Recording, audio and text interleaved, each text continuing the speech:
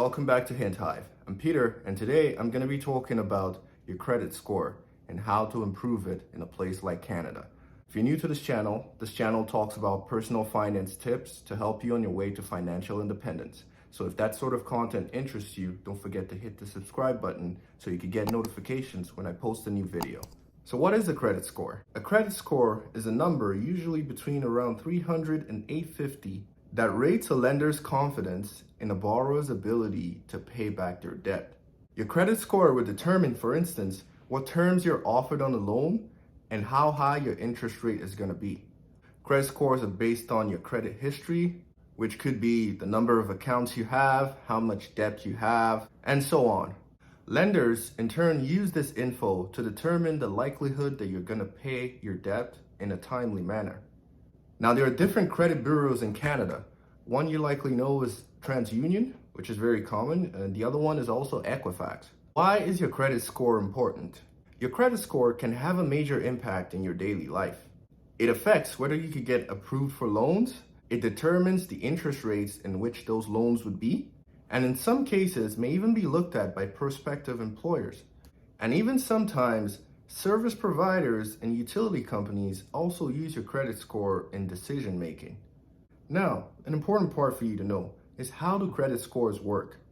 In simple terms, the higher the credit score, the better. So credit scores above 700 are usually considered good. You may get a lower interest rate on your loan or credit card, meaning you get to pay lower interest over time. Credit scores above 800 are considered excellent on the other hand. Shifting to the other side of the scale, for example, people with credit scores below 640 are usually considered as subprime borrowers.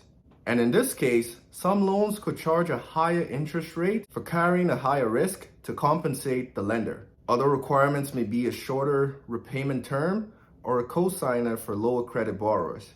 How is your credit score calculated? There are 5 main factors that determines a person's credit worthiness. The first is your payment history, so how well you've been paying your loans on time over time. The next is the total amount owed, so how much you're owing from all other credit sources at that particular time. Next, you look at the length of your credit history. So how long have you had a credit card? How long have you had credit history since you got into Canada before applying for that particular loan? The other factor is the types of credit you have. Is it a mortgage? Is it just a credit card for regular expenses? And finally, any new credit on your account. And if you usually grade this over 100, around 35% goes to the payment history, which helps see if they've paid their obligations on time. Total amount owed goes to about 30%. This takes into account how much credit a person has available and how much is owed, and what percentage of it is being used currently. The length of your credit history can make a big difference in how banks measure risk.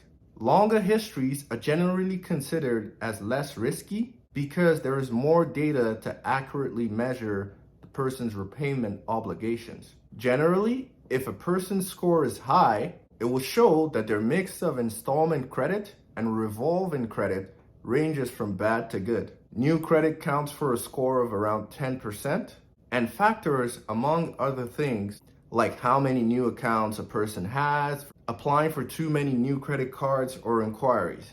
Now let's look at how to improve your credit score. When information on a borrower's credit report is updated, their credit score can change. Sometimes it will go up and sometimes it will go down. But here are some ways that you could improve your credit score in Canada. The first one is ensuring that you pay your bills on time. Yes, it could take up to 6 months of consistent on-time payments for your credit score to change for good, but it's always good to ensure that you get your payments done on time. Another one is calling your credit card company to increase the limits on your credit card. If you have a good relationship with your credit card company, chances are they're going to increase the limits on your credit card at some point, even without you calling. This in turn helps you reduce the amount spent and the entire credit available to you, assuming you don't increase your expenses, which in turn reduces your credit utilization rate to below 30%. And this would translate into helping you improve your credit score because you're not using as much from your credit card. Now, the third one, even though quite controversial, could be do not close the credit cards that you're not using. It's advisable that you just keep them and not use them, because take for instance, you had $2,500 on credit card A and you had $2,500 on credit card B, making it a total of $5,000 available to you as your credit limit. Assuming you spend $1,000 out of that $5,000, the account would be considered good because your credit utilization at this point is just 20%. But if you close one card and now you have only $2,500 and you still spend the exact same amount, which is $1,000, your credit utilization goes up to 40% because 1,000 out of 2,500 is 40%, and now you're considered bad because your credit utilization has now gone up from 20% to 40%. So it's better if you're not using a credit card, just keep it for a while your credit score starts to go up before you eventually close it, or wait till you don't need it for any application so far before you close it. If you do, however, consider to keep them, always make sure once in a while you go to check to make sure there are no pending charges or your account has not been hacked and someone's spending out of your credit card for any reason. These are some of the ways that you can improve your credit score in Canada, especially if you're planning something huge, like maybe real estate down the line for a potential investment. That's it for today. If you found this video helpful, don't forget to hit the subscribe button and share to anyone that you feel might benefit from watching this. Till next time, thanks for watching. I'm Peter, and I'll see you soon.